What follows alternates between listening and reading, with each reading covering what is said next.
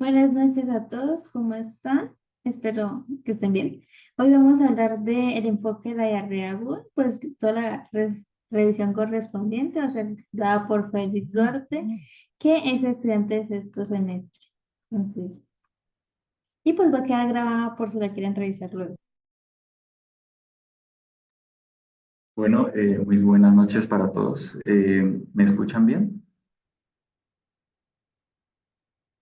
Perfecto. Listo. Bueno, entonces el día de hoy me corresponde hacer la revisión sobre el enfoque de diarrea aguda. Como dijo Nicole, entonces este enfoque pues va a estar basado principalmente en el manejo de la diarrea aguda, pero en un paciente adulto. ¿Listo? Eh, Listo. Entonces, pues esta es la agenda del día de hoy. Vamos a tratar los siguientes temas. Un poco de introducción, epidemiología, factores de riesgo, que es la diarrea, su clasificación, su definición, gravedad de etiologías, fisiopatología clínica y complicaciones junto con diagnóstico y un manejo o un soporte a estos pacientes. Entonces, vamos a hablar en este caso de la introducción. Queremos pues resaltar el enfoque de esta enfermedad, que es muy importante conocerla y el por qué necesitamos saberlo, porque como médicos o estudiantes nos compete. Entonces, pues la enfermedad diarreica aguda es una de las 10 principales causas de muerte en todo el mundo y es una preocupación particular principalmente en población pediátrica, menores de 5 años y en población de mayores de 80 años. También pues se ha visto que, o se ha demostrado que estas enfermedades sobre todo afectan a poblaciones donde hay una deficiencia de atención médica, agua potable o saneamiento o poblaciones de bajos ingresos. Eh, También se ha observado que la mortalidad pues, por diarrea se puede evitar y pues, se necesita de manera urgente pues, esfuerzos renovados para reducir esta carga de morbilidad.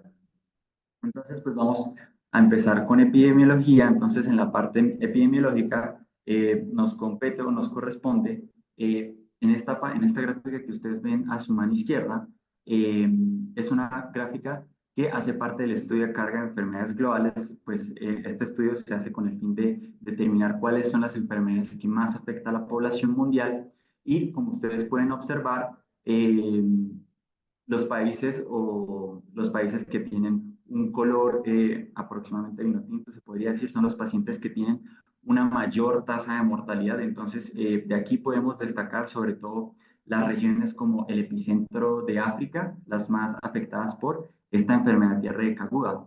También, pues, este estudio de carga de enfermedades globales nos ha determinado que en 2016 pues fue la octava causa de muerte en todo el mundo y para los niños menores de 5 años la quinta. Entonces, también se ha determinado que la tasa de mortalidad en mayores de 70 años es 3 veces mayor con respecto a la población pediátrica o a los niños menores de 5 años. Entonces, en Colombia nosotros, o qué se ha visto en Colombia. Entonces, pues estos datos hacen parte del Instituto Nacional de Salud del CIVIGILA.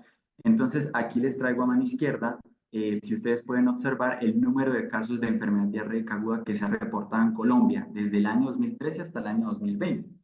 Entonces, como ustedes pueden observar, en el año 2019 es donde se ha encontrado un mayor número de casos por enfermedad diarreica aguda. Y en la gráfica inferior podemos observar las tasas de incidencia según el grupo de edad que ha afectado. Entonces, se puede observar que el grupo de edad por el cual más se ha afectado esta enfermedad diarreica aguda es principalmente en Colombia a los niños menores de 1 año y también a la población mayor de 80 años. En Colombia, pues se han registrado aproximadamente 3.100.000 casos de enfermedad diarreica aguda que se ha reportado a través del CIVIGILA y el sexo femenino pues ha sido el más afectado, pero es muy importante tener en cuenta que el 96,5% de estos casos han sido tratados de manera ambulatoria y el 3,4% son los que han requerido una hospitalización necesaria. Las incidencias más altas en Colombia las vemos en Guainía, Antioquia, Amazonas y Bogotá, y en los lugares donde pues, hay una menor incidencia fueron en Buenaventura, Bogotá y Chocó, según este reporte del Instituto Nacional de Salud que se publicó en el año 2020. Entonces, en este tipo de poblaciones es importante tener en cuenta los factores de riesgo eh, para poder desarrollar o para poder eh, adquirir o tener esta enfermedad diarreica aguda. Entonces, pues es importante, vamos a tocar el factor de los saneamientos deficientes, sobre todo en estas personas o en estos asentamientos urbanos no planificados donde presentan un acceso limitado a agua, también no presentan unas adecuadas instalaciones sanitarias, pueden correr un riesgo particular de sufrir epidemias de diarrea. También los alimentos y el agua contaminada pues desempeñan un papel importante en estas epidemias. Otras, otros factores de riesgo que podemos destacar, sobre todo en las poblaciones subdesarrolladas o en los países subdesarrollados, es, por ejemplo, la infección por VIH que se ha asociado con morbilidad y mortalidad relacionada a la diarrea.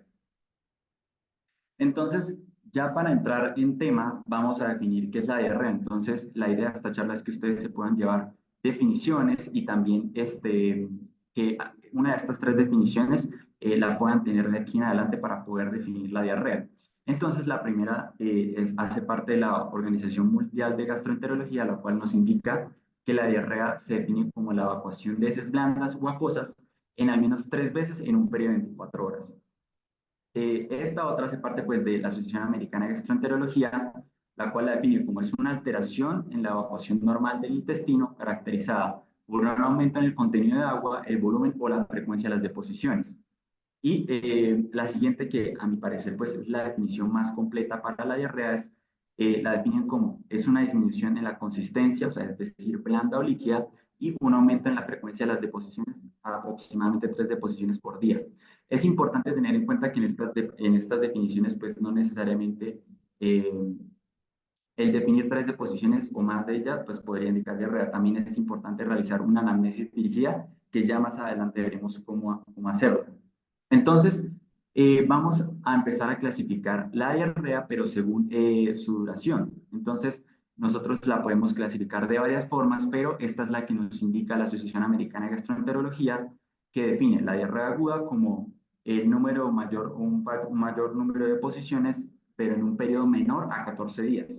La diarrea persistente la define como una diarrea que dura entre 14 y 29 días, y la diarrea crónica ya se puede definir como estos síntomas diarreicos que duran más de 30 días o más de un mes. Ahora, de aquí en adelante en la charla vamos a tratar cada una de estas definiciones, como ustedes pueden ver. Entonces, vamos a empezar con o hablar de la diarrea invasiva o esta disentería. Entonces, la disentería nosotros la podemos caracterizar como una diarrea escasa, pero que a la vez se observa heces, se observa moco y sangre se observa macroscópicamente. Y en la diarrea acuosa, pues no presenta los criterios de diarrea invasiva. En la gastroenteritis nosotros vamos a tener vómito más diarrea con un comportamiento agudo, pero va a tener ya un compromiso a nivel del estómago y a nivel del intestino delgado. Entonces, también el colegio o la Asociación Americana de Gastroenterología nos da 3 formas de categorizar la gravedad de la enfermedad diarreica aguda. En esta, nosotros podemos observar que lo clasifican ya sea una diarrea grave, moderada o leve. La diarrea grave, pues, es aquella en la que el paciente presenta una discapacidad total debido a la diarrea. La moderada, hay capacidad de funcionar, pero con cambio forzado en las actividades, y leve, pues no presenta ninguna discapacidad y se presenta usualmente como un caso autolimitado, es decir, se resuelve solo. Entonces, en Colombia se presentan, no hay estudios que nos indiquen las etiologías para la enfermedad diarreica aguda. De hecho, pues estas etiologías que obtuve de la Asociación Americana de Gastroenterología son etiologías que se han destacado pues a nivel mundial, ¿sí?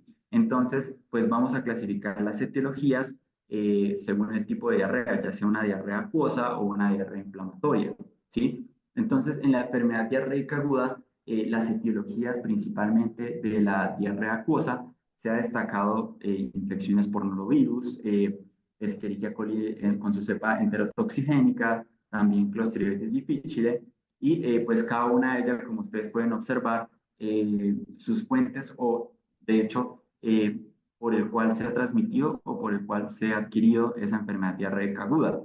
También podemos observar pues, a mano derecha la diarrea de tipo inflamatoria, principalmente causada por estos 3 tipos de patógenos o de especies como puede ser Shigella, Campylobacter o Salmonella no tifoidea o la especie enterohemorrágica de Escherichia coli.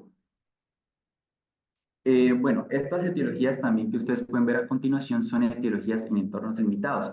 Es decir, son etiologías que principalmente pues, se observa en pacientes que presentan estos factores de riesgo que acabamos de mencionar.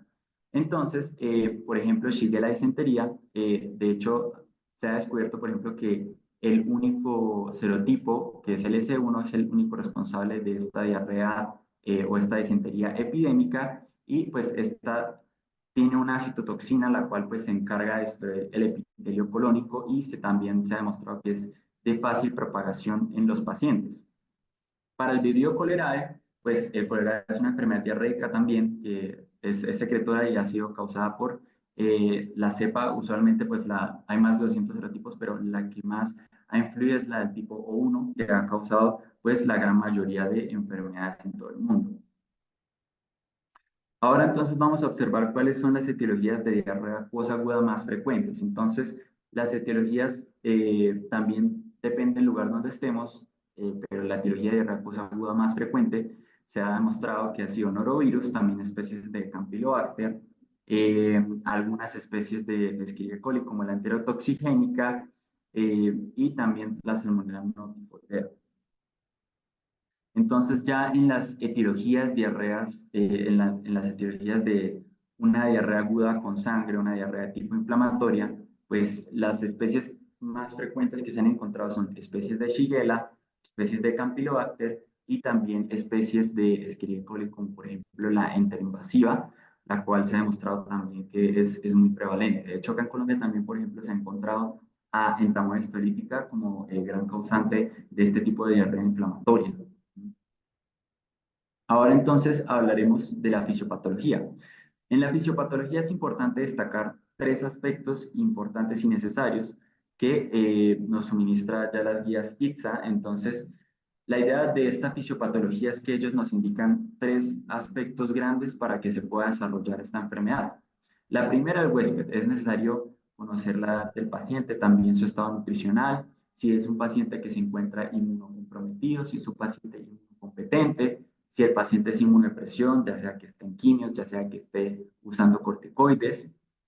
También importante conocer su agente. Si el agente etiológico que lo está causando tenga unas propiedades de adhesión o unas propiedades de invasión o unas propiedades ya sea de producir exotoxinas y como dijimos anteriormente, el ambiente muy importante ya sea alimentos, agua contaminada o saneamiento deficiente de aguas. Entonces, como ustedes pueden observar, la fisiopatología que se ha escrito de la diarrea es inicialmente un aumento de solutos hacia la luz intestinal que consecuentemente nos dará un aumento de líquidos hacia la luz intestinal, afectando sobre todo las vellosidades y también las criptas a nivel intestinal.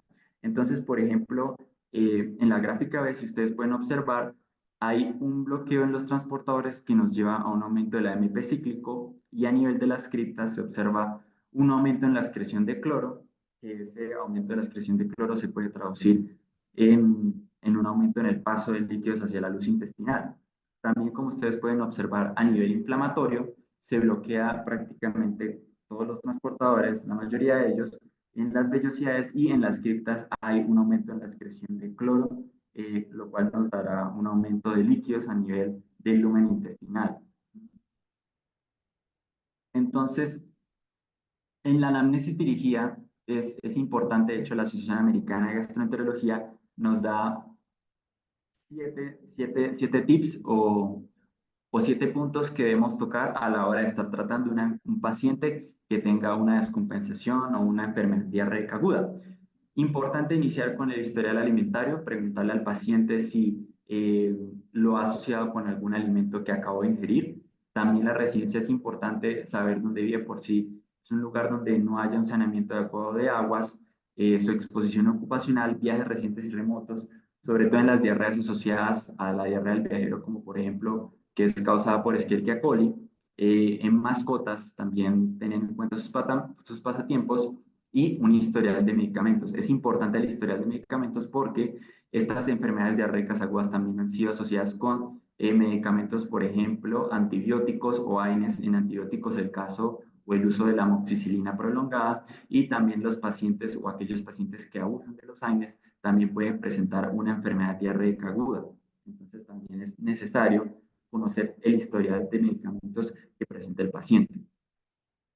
Ya en la clínica no es exclusivo solamente de la enfermedad diarreica aguda, tener diarrea, sino también es importante conocer que hay una afectación entérica, es decir, síntomas como lo pueden ser náuseas, vómitos, dolor, calambres, también pueden existir dolor hemiabdominales, dolor en hipogastrio, urgencias fecales, fiebre. Es importante tener en cuenta todo esto en la clínica a la hora de afrontar estos casos.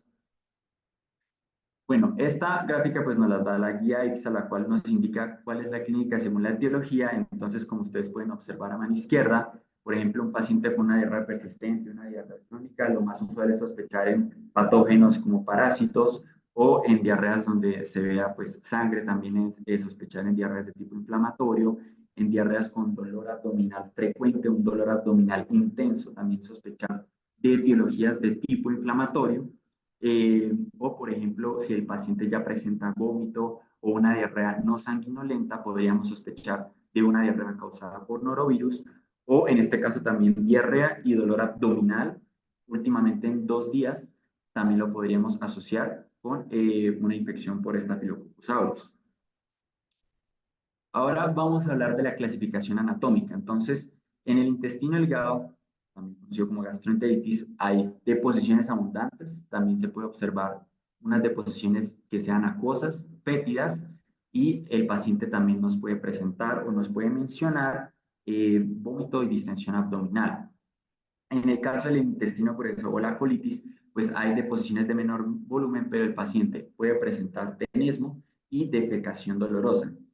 Y en el caso de la proctitis, nosotros podemos tener un tenesmo intenso, disquesia, que también es la dificultad para poder realizar o para tener su evacuación, y también podemos tener urgencia fecal. Ahora las complicaciones de la diarrea aguda. Usualmente son muchas, pero pues estas son las que nos da la guía EXA en las más frecuentes de este tipo de complicaciones de diarrea aguda. Entonces nosotros podemos encontrar eritema nodoso, también podemos encontrar glomerulonefritis, síndrome de Guillain-Barré por Campylobacter, o también síndrome urínico hemolítico por algunos serotipos de Shigella. Y también podríamos encontrar en una complicación también muy frecuente como una perforación intestinal. Ahora el diagnóstico. Entonces, es necesario que el diagnóstico que se vaya a realizar, pues inicialmente en la enfermedad diarreica aguda es autolimitada, es decir, no hay que realizar una investigación exhaustiva para encontrar un diagnóstico. Digamos que en estos 3 tips que nos da la Asociación Americana de Gastroenterología es para cuándo saber usar las pruebas y en qué casos es necesaria usarlas. Entonces, por ejemplo, de las pruebas que ya las vamos a mencionar, eh, estas las podríamos usar cuando el paciente pues tenga un cuadro de disentería o una enfermedad moderada grave mayor a 7 días. También es importante destacar que se ha visto que las pruebas moleculares son muy sugestivas para poder determinar un diagnóstico adecuado, y actualmente pues no se recomienda las pruebas de sensibilidad a los antibióticos, no son necesarias de entrada. Ahora vamos a entrar con la aproximación microbiológica, es decir, con las posibles pruebas o los posibles elementos que podríamos usar en la clínica para poder diagnosticar o ser certeros con el cuadro clínico que nos presente un paciente con enfermedad diarreica aguda. Entonces hablaremos del estudio de materia fecal, los coprocultivos que ya mencionaremos en qué casos los podemos usar, y también las pruebas moleculares que también son muy importantes en la clínica. Entonces, los estudios de materia fecal. Pues inicialmente un estudio de materia fecal no es necesario hacerlo en todos los pacientes, de hecho es ineficiente, pero lo usaremos en pacientes donde tengan alto riesgo de enfermedad grave, o en pacientes donde sea necesario establecer una etiología para adecuar una terapia antibiótica o para fines de resultados en salud pública. Entonces, como ustedes pueden observar, estos son los criterios por los cuales uno se guiaría para poder realizar un estudio de materia fecal. Entonces, en los estudios de materia fecal podemos observar que es adecuado realizarlos en pacientes que presenten fiebre, pacientes que tengan un cuadro de disentería, es decir, heces con moco y sangre, también pacientes que presenten dolor abdominal grave, signos de sepsis o pacientes en los cuales se esté sospechando una etiología por las de tipo inflamatorio como Shigella, Campylobacter o Salmonella. En otros escenarios, por ejemplo, en sospechas de cólera, también en brotes epidémicos de cólera que en Colombia también ocurren en algunas zonas, o en síntomas que tengan presentación de disentería o mayores a 7 días. Entonces, ahora vamos a hablar de los hemocultivos. Entonces, los hemocultivos están indicados en pacientes que cursen, ya sea con una fiebre tifoidea o que cursen con signos de sepsis, o pacientes que sean inmunocomprometidos o con condiciones pues, de riesgo de anemia hemolítica. Entonces, en los hemocultivos están diseñados o están indicados para pacientes que presenten signos de septicemia, pacientes que tengan sospecha de fiebre entérica o salmonelosis, manifestaciones sistémicas de infección, pacientes que se encuentren inmunocomprometidos o que tengan una condición de alto riesgo, como puede ser la anemia hemolítica, o pacientes que presenten una enfermedad febril que no tenga alguna etiología aún certera de ese cuadro. El FilmArray, de hecho el FilmArray es el que más sería la mejor opción que uno podría usar. Nos ayuda a detectar más de un patógeno, como ustedes saben también detecta ácidos nucleicos y es útil en pacientes, por ejemplo, que sean inmunocomprometidos y nos sirve para llegar a tener consideraciones clínicas y tener una etiología mucho más clara sobre el cuadro clínico de este paciente. Ahora, vamos a hablar del manejo de soporte o de hidratación en estos pacientes. Entonces, en las guías ITSA nos indica que independientemente de la etiología del paciente, ya sea una etiología de diarrea acuosa, una etiología de tipo inflamatorio, es necesario empezar en todos los pacientes una terapia de rehidratación oral o una terapia de sales de rehidratación oral. ¿Por qué? Entonces, es necesario empezarlas porque nos ayuda a disminuir los siguientes factores que ustedes pueden ver, que pueden ser hospitalizaciones, vómito, sobre todo en pacientes que tengan un alto gasto fecal, es decir, pacientes que lleguen con un cuadro de 14 a 16 deposiciones en menos de 24 horas. Entonces es necesario reiniciar o iniciar una terapia de una de rehidratación oral. También una probabilidad de hiponatremia nos ayuda a disminuir esto, necesidad de infusiones endovenosas y también la necesidad de la administración por onda nasogástrica. Como ustedes pueden ver a su izquierda, estos son los valores que nos da las guías ICSA, que pues estos los sacan de la OMS, en la cual nos indica cómo debe manejarse las sales de rehidratación oral. Entonces, vamos a hablar de la hidratación endovenosa isotónica. La hidratación endovenosa isotónica usualmente se usa lactato de Ringer o también se utiliza la solución salina. Esta pues vamos a ver los criterios, pero se debe administrar en deshidratación grave, en choque o alteración del estado mental. Y es muy importante tener en cuenta que en cualquier caso donde nosotros ya hayamos corregido el estado de rehidratación del paciente, es decir, de un estado de grave a moderado, le iniciamos al paciente el reinicio de una alimentación normal. Entonces, ¿en qué casos van a estar indicados el tratamiento de soporte o de líquidos endovenosos? El tratamiento de soporte o los líquidos endovenosos van a estar indicados, como lo mencionamos, deshidratación grave, choque, alteración del estado mental y si hay fallo en la terapia de sales de rehidratación oral, es necesario empezar estos líquidos intravenosos isotónicos.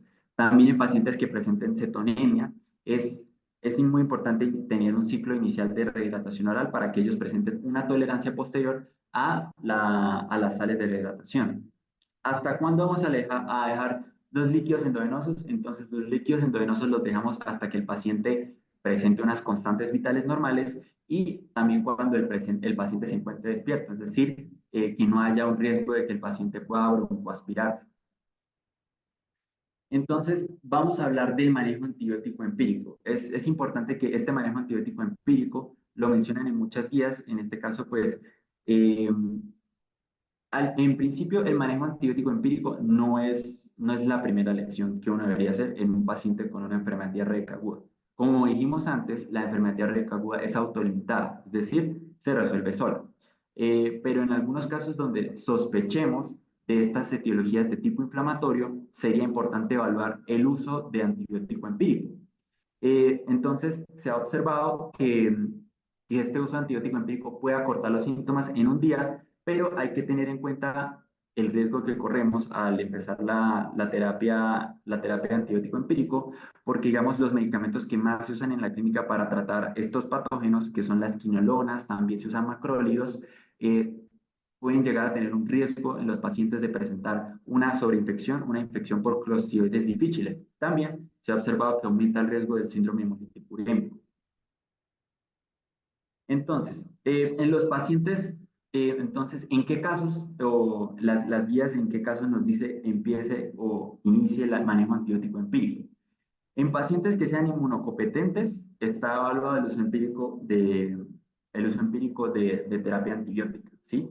En este caso, pacientes que sean inmunocompetentes, pacientes que tengan signos de sepsis o pacientes que presenten un cuadro de disentería asociado a fiebre y dolor abdominal mayor a 7 días, ¿sí? Y en el caso de los pacientes inmunocomprometidos, pues se debe considerar si son pacientes que presentan enfermedad grave y adicional a ello, si se entiende que su sospecha clínica sea diferente, por ejemplo, a Clostridioides difficile y a citomegalovirus. Entonces, ¿cuál es la recomendación que nos da la Asociación Americana de Gastroenterología para iniciar el tratamiento antibiótico empírico en etiologías de diarrea tipo inflamatorio, como lo pueden ser Salmonella, Shigella o Campylobacter? Entonces, estos son los antibióticos que nos recomienda usar de entrada o en el tratamiento empírico la Asociación Americana de Gastroenterología, entonces en los cuales ustedes pueden ver las quinolonas y también los macrólidos. En este caso, por ejemplo, para Shigella, usualmente se puede usar acitromicina, 500 miligramos por 3 días. Para el caso de Salmonella, en Shigella se puede usar acitromicina y ciprofloxacina de 500 también. Y en Salmonella se puede usar levofloxacina de 500 miligramos por 3 días y en los casos de Campylobacter también se puede usar una levofloxacina de 500 miligramos por 3 días. La guía nos recomienda que si vamos a empezar en estos pacientes esta terapia antibiótica, pues es necesario darles un seguimiento con el fin de ver si sus síntomas se resuelven o en dado caso si es necesario continuar la terapia antibiótica hasta que termine. También se ha recomendado que el uso de antidiarreicos como la loperamida se pueda acompañar de la terapia antibiótica. Ya veremos en qué casos se puede dar esta terapia de antidiarreicos, pero lo ideal es que no se exceda pues, la dosis tóxica, que podrían ser más de 16 miligramos, eh, sino que esta terapia antibiótica se puede acompañar precisamente de un antidiarreico como lo puede ser la loperamida. En manejo auxiliar, hay muchos estudios que nos indican si el uso de probióticos o prebióticos es bueno, es malo. Hasta el momento, la Asociación Americana de Gastroenterología ha dicho que no se recomienda. No se recomienda el uso de probióticos y prebióticos para la enfermedad diarreica aguda. Entonces, es necesario que se realicen más estudios para saber si en un futuro pueden ser prometedores. Se ha encontrado que en la población pediátrica los prebióticos han sido muy útiles para la enfermedad diarreica aguda. En el manejo antidiarreicos, el uso de medicamentos como la loperamida está indicado solamente en pacientes inmunocompetentes que presenten diarrea acuosa, pero es importante tener en cuenta que si iniciamos esta terapia, que ya vamos a ver también vamos a ver una aproximación, un acercamiento a este tipo de pacientes, es necesario conocer pues la edad del paciente porque en este caso no se recomienda el uso de estos antidiarreicos en menores de 18. Entonces, este es un, eh, este es un algoritmo que nos da la Asociación Americana de Gastroenterología, el cual, pues, como ustedes pueden observar, eh, esto es un acercamiento a diagnóstico y tratamiento empírico de entrada.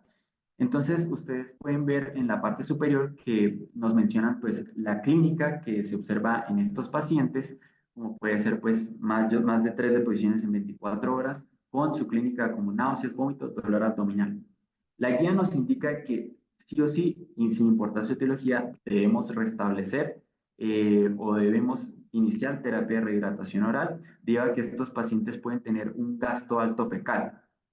Entonces vamos a empezar con la diarrea acuosa, en la cual pues nos indica dos estados. Una diarrea la cual puede ser leve o moderada a una enfermedad grave o de tipo grave. Entonces, en los casos que se encuentre una diarrea de tipo acuosa y pues que sea una diarrea clasificada como grave, es solamente con el hecho de empezar terapia de rehidratación está muy bien y considerar también el uso de antidiarreicos como lo podría ser la loperamida, teniendo en cuenta los criterios de un paciente inmunocompetente que presente este tipo de diarrea.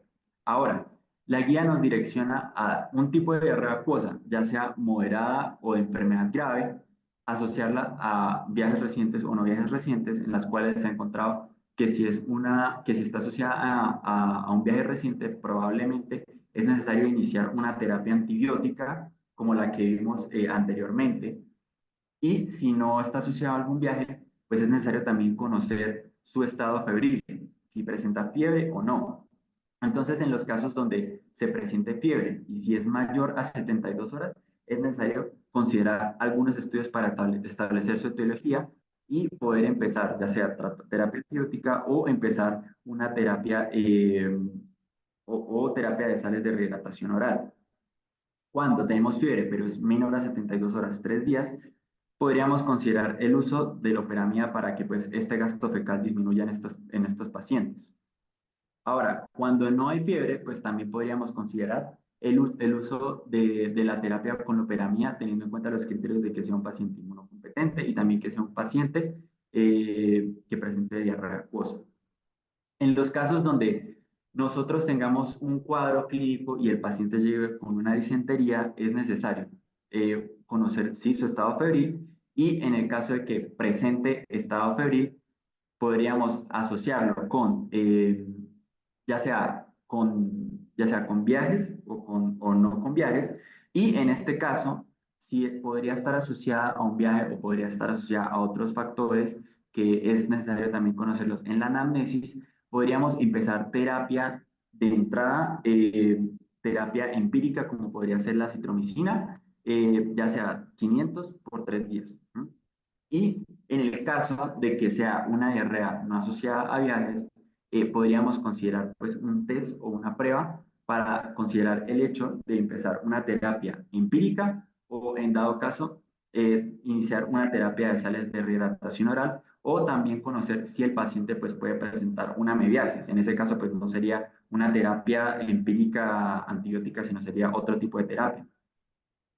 En los casos donde pues no se presente fiebre, también igualmente tenemos que tener en cuenta el uso de las pruebas para poder determinar si puede ser en este caso una mebiasis en las cuales pues la fiebre no es tan frecuente o es una fiebre, podría decirse moderada, entonces sería dirigirlo a otra terapia con la cual podríamos tener un diagnóstico certero y también tener un tratamiento de entrada certero porque estos pacientes eh, necesitan es eso de entrada inicialmente, necesitan es que le podamos restablecer de cierta forma ese gasto fecal que ellos hayan tenido en esos últimos días.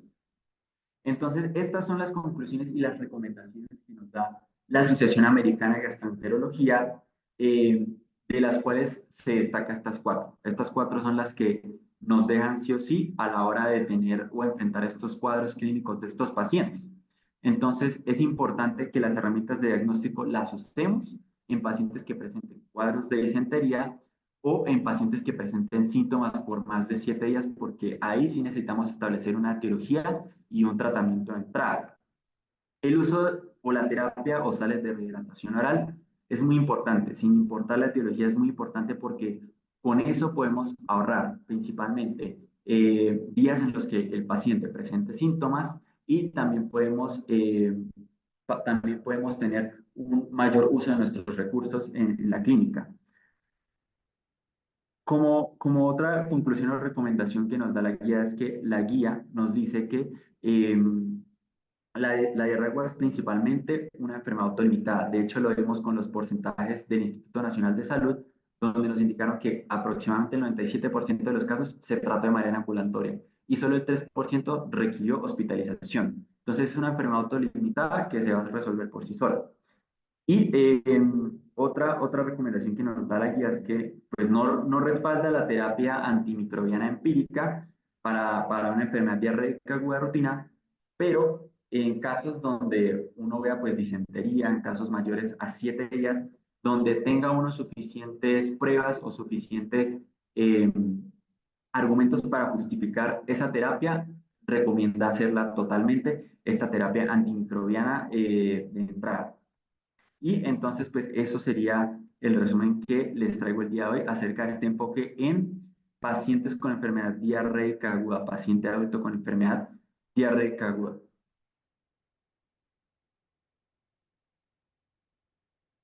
Si alguno tiene una pregunta, no.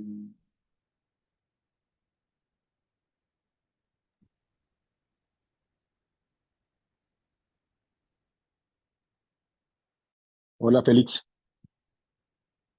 Hola doctor, ¿cómo está? ¿qué más? Bien, felicitaciones, muy buena charla.